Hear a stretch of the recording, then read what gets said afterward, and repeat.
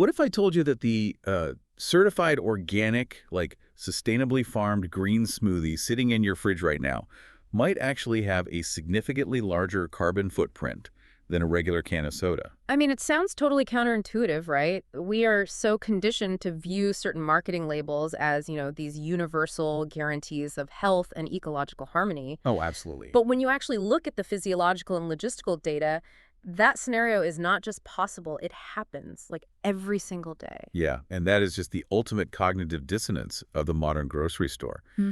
Consumers across the U.S. and Canada have radically shifted their purchasing habits over the last decade or so. Right. We aren't just deciding between cola and lemon lime anymore. Exactly. The focus has aggressively pivoted toward health, wellness, and sustainability. And that's exactly why organic beverages have become the fastest growing segment in the whole food and drink market. People really want their purchases to align with their values, and they're clearly willing to pay a premium for it. Which, creates a massive financial incentive for beverage companies to just slap an organic halo on their products. Totally. Which is exactly why we decided to create an audio deep dive into this entire topic. Yeah, because the underlying issue here is that what the label legally certifies and what you, the consumer, intuitively believe that label means are often two entirely different things. Okay, let's unpack this. Because before we can even begin to evaluate which bottle you should actually reach for, we have to establish a foundational baseline using the sources we've gathered. Right, we have to decode the rule book. Exactly. What actually separates an organic drink from a conventional or, regular drink on a fundamental agricultural and manufacturing level? Well, the most critical distinction is that the word organic is not a synonym for healthy. Oh, wow. And it's not just a generic marketing adjective like natural either.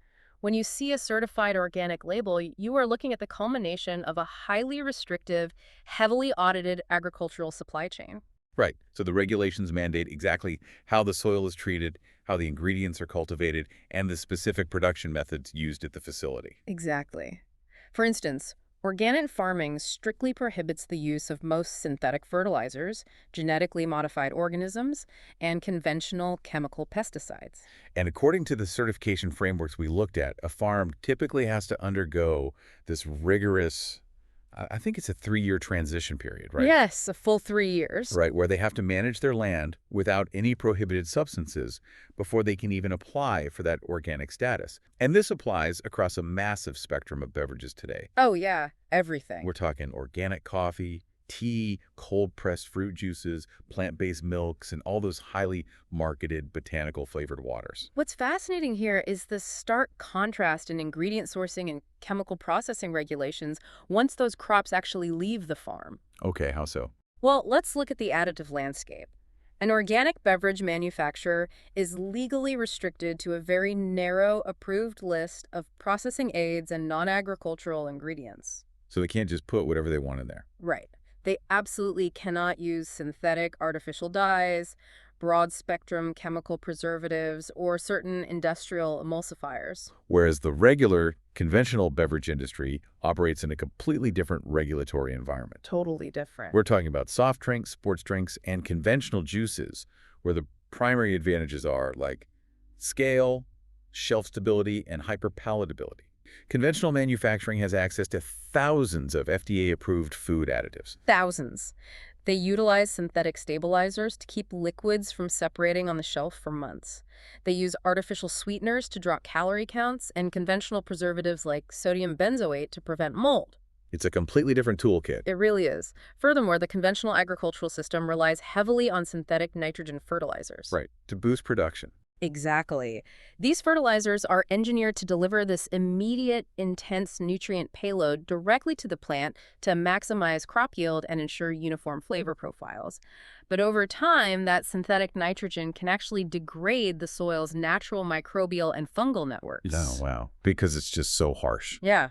Whereas organic practices are forced to rely on crop rotation and composting to feed the soil biome itself. So it's almost like comparing a bespoke suit constructed with heavily regulated, sustainably sourced organic cotton to a fast fashion outfit. Oh, that's a great way to put it. Right. Like the bespoke suit has this intensely monitored supply chain where you can trace the agricultural origin of the fabric. The fast fashion piece focuses on mass appeal, endless variety, and an accessible price point. but the rules governing the chemicals used in its production and the sourcing of its synthetic threads are vastly more permissive. Yeah, exactly. The trade-off is accessibility versus strict adherence to a specific cultivation philosophy. Makes sense. The conventional approach allows companies to produce massive volumes of beverages at a fraction of the cost, ensuring you can buy a consistent tasting sports drink literally anywhere in the world for $2. Right. And the organic approach. Well, it restricts that chemical toolkit, which obviously drives up production costs and limits shelf life, but it guarantees a specific standard of ecological management at the farm level. And this brings us to a massive psychological blind spot. Because organic drinks operate under these incredibly strict, bespoke sourcing rules, it is entirely too easy for us as consumers to assume they are automatically the superior physiological choice. Oh, completely. Like our brains see the organic label, we recall the absence of synthetic pesticides, and we just immediately use that as a shortcut to bypass our critical thinking. We just assume, oh, this is intrinsically good for my body. And that assumption is the literal definition of the health halo effect. And honestly, it leads consumers straight into a metabolic trap. Wait, so if I buy an organic fruit beverage, if the ingredients in an organic juice are grown without synthetic pesticides and bottled without artificial preservatives, what is the biological mechanism that would theoretically make it worse for me than a regular drink? Are we just talking about slightly more calories? No, not at all. We are talking about glycemic load and how your liver metabolizes liquid carbohydrates. Okay. There is a fundamental disconnect between agricultural purity and nutritional quality.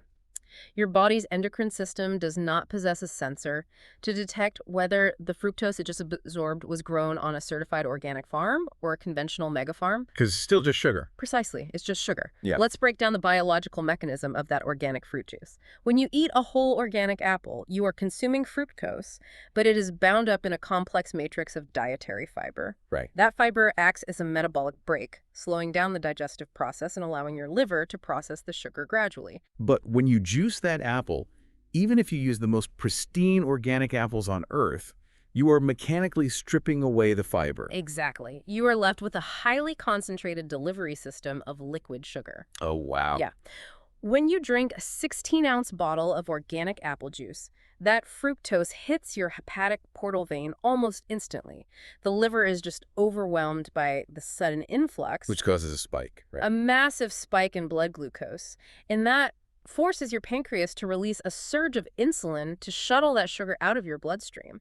This rapid spike and subsequent crash leaves you feeling fatigued and hungry. Right. And the excess fructose your liver can't immediately process is often converted directly into fat through a process called de novo lipogenesis. Okay, so the organic certification of the apple is completely irrelevant to the insulin spike. You could be consuming 40 to 50 grams of sugar in one sitting. You might as well be drinking a conventional cola, at least from a purely glycemic perspective. In many cases, the fruit juice actually contains more total grams of sugar than the soda. Wait, really? More than soda? Oh, yeah. And this extends to organic smoothies, sweetened organic teas, and plant-based milks that use organic cane sugar or organic agave syrup. Agave is highly marketed as a natural, healthy alternative, but it is phenomenally high in fructose. Which just highlights the danger of letting the front of bottle marketing dictate our dietary choices. We have to physically turn the bottle around and confront the raw data on the nutrition facts panel. You really do. The sourcing of the ingredient means nothing if the final macronutritional profile is a disaster. So what are the specific metrics we actually need to be calculating? Well, you have to look at the total added sugars and the natural sugars, understanding that in liquid form, they behave very similarly in the body. You also have to calculate the overall caloric density. But honestly, the most deceptive metric on that panel is the serving size. Oh, the fragmented serving size maneuver. I hate this. You pick up a standard grab-and-go bottle that clearly looks like a single beverage, but the microscopic print on the back claims it contains 2.5 servings, which means you have to multiply every single metric, the sugar, the carbohydrates, the calories, by 2.5 to understand the actual physiological load you are about to put on your system. Oh, yeah. If the label says 15 grams of sugar per serving, you are actually drinking nearly 40 grams of sugar when you drain the bottle. This raises an important question, though. How deeply have we allowed the aesthetic of wellness to replace the actual science of nutrition? That is the big question. We actively seek out these shortcuts. We want the green leaf graphic and the word organic to serve as a blanket permission slip so we don't have to do the metabolic math on the back of the bottle. It's cognitive offloading. Evaluating the complex nutritional profile of every food item is mentally taxing, so consumers naturally rely on heuristic cues. Right, that's just easier. It is. But the sources are unequivocal here. Reading and interpreting the nutrition label, evaluating the sugar content, and understanding serving sizes remain the absolute most critical steps in beverage selection. You simply cannot conflate agricultural ethics with human nutrition. Which creates a fascinating pivot. If consumers are slowly waking up to the fact that the health benefits of organic drinks aren't a guaranteed physiological win, if they realize their premium organic juice is actually a liquid sugar bomb, they tend to shift their justification. Right. They move the goalposts. Exactly. They move from personal health to environmental guilt. They argue that even if the drink isn't perfectly healthy, they are at least saving the planet by supporting organic agriculture.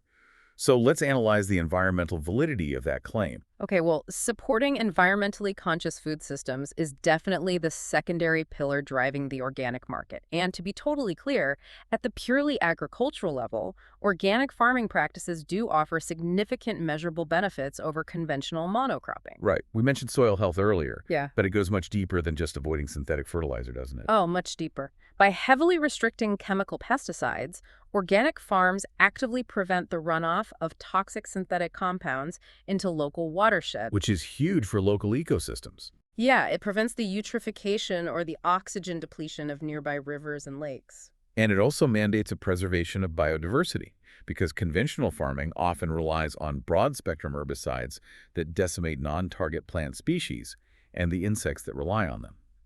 It essentially creates biological dead zones just to maximize the yield of a single crop. Exactly. Organic farms are required to foster a more hospitable ecosystem for pollinators, cover crops, and local wildlife. If we connect this to the bigger picture every time you purchase an organic beverage, you are allocating capital to subsidize agricultural practices that prioritize topsoil retention and biological diversity over maximum chemically induced yield. You are literally voting with your wallet for a healthier farm. You are. However, farming is merely the origin point. And this is the crucial nuance that frequently gets lost in the sustainability discourse. Okay, what are we missing? The agricultural cultivation of the raw ingredient represents a relatively small fraction of a beverage's total life cycle carbon footprint. True sustainability is dictated by the supply chain logistics that occur after the harvest. The friction points of manufacturing and distribution. Exactly. Consider the sheer physical weight of a beverage. Water weighs roughly 8 pounds per gallon. Moving millions of gallons of liquid around the globe requires an astronomical expenditure of energy. This is where we have to introduce the concept of carbon miles. Right. Let's apply this to a real-world scenario. Okay. Say I buy a bottle of organic iced tea. The tea leaves are grown on an incredibly pristine, biodiverse organic farm in South America. But to get to my local grocery store, those leaves have to be shipped thousands of miles on cargo vessels burning heavy bunker fuel. Right. Then they are transported to a manufacturing plant, brewed and bottled. And let's look at the packaging at that stage. Is it bottled in heavy glass, which requires significantly more fossil fuels to transport just due to its weight? Or is it bottled in virgin, non-recyclable plastic? Right, and then those incredibly heavy pallets of liquid are loaded onto a fleet of refrigerated trucks operating on diesel fuel to maintain a continuous cold chain and driven across the continent to a distribution center and finally to your local supermarket. By the time you actually purchase that organic iced tea, the carbon emissions generated by its packaging, its maritime transport, and its refrigerated overland journey could entirely negate the ecological benefits of the organic farming practices used to grow the leaves. It essentially creates a conflict of eco-priorities, right? Agricultural purity versus carbon efficiency. Yes.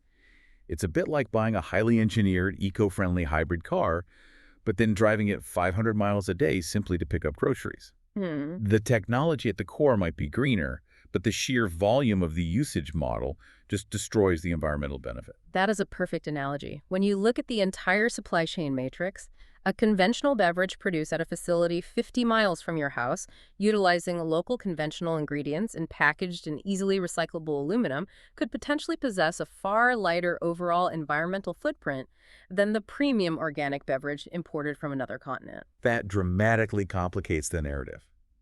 The organic label acts as a legal guarantee for the agricultural side of the equation, the soil, the pesticides, the biodiversity. but it is completely silent on the carbon footprint of the manufacturing, the sustainability of the packaging, and the emissions of the transportation network. Exactly. It guarantees the seed, but it ignores the shipping container. Which is exactly why consumers aiming for true environmental impact have to look beyond a single certification. Evaluating a brand's commitment to renewable energy at their bottling plants, their water reclamation processes, and their use of post-consumer recycled materials is just as vital as checking for the organic seal. So what does this all mean? We began this deep dive standing in the fluorescent hum of the beverage aisle, staring at a paralyzing wall of choices. We decoded the strict, federally mandated rulebook of organic certification. You did. We dismantled the health halo by exposing the biological reality of glycemic load and liquid sugar. And finally, we complicated the environmental narrative by contrasting agricultural purity with the heavy carbon reality of global supply chains. How do you actually walk into that store and shop smartly? Honestly, it requires abandoning the search for a universal best choice and embracing intentionality. Okay, so being mindful. Yeah. You have to align the complex reality of these products with your specific physiological goals, your financial budget, and your personal ethical framework. So if your primary concern is minimizing your exposure to synthetic pesticides and supporting soil biodiversity, and you possess the budget to absorb the premium cost, then an organic beverage is a highly logical choice. Provided you still turn the bottle around, check the serving size, and ensure it isn't a Trojan horse for 50 grams of sugar. Right, exactly. Conversely, if your priorities are affordability, shelf life, and accessibility, conventional beverages provide that utility. But the same nutritional vigilance applies. You still have to monitor the artificial additives and the caloric density. And amidst all this granular analysis of carbon miles and hepatic fructose metabolism, the sources aggressively remind us of the ultimate physiological baseline: Right. plain water. The ultimate zero-calorie, zero-sugar, natively hydrating beverage. It remains the apex choice for human hydration. It requires no complex metabolic breakdown, it doesn't spike your insulin, and if consumed from a municipal tap, it completely bypasses the global supply chain, the packaging waste, and the carbon emissions associated with commercial beverage transport. Wow. And as the research notes, simple beverages like black coffee and steep tea, whether you choose organic or conventional, are excellent metabolically neutral options that fit perfectly into a balanced lifestyle. It ultimately boils down to being an actively engaged, critical consumer. Don't let a green leaf icon or a clever marketing slogan do your cognitive heavy lifting. Understand the physiological mechanisms of what you are drinking, recognize the limits of agricultural certifications, and make informed decisions that actually serve your body and your values. In an aisle engineered to overwhelm you, analytical knowledge is your only real defense. I want to leave you with a final thought to ponder, something that builds directly on the friction between farming and logistics. We've established that an organic label legally certifies the dirt, but ignores the diesel fuel, the plastic packaging, and the waste management. Right. If the post-harvest supply chain can inflict just as much damage on the earth as the agricultural process itself, the current labeling system is fundamentally incomplete. Will we eventually see a paradigm shift where future labels are required to certify the whole life cycle of a product? That would be revolutionary. Imagine looking at a bottle and seeing a grade that factors in everything from the nitrogen levels in the soil to the fuel efficiency of the cargo ship, all the way to the biodegradation rate of the plastic cap. It's a massive logistical challenge, but if sustainability is the goal, it might be the only mathematically honest way forward, something to chew on or sip on the next time you reach into the cooler.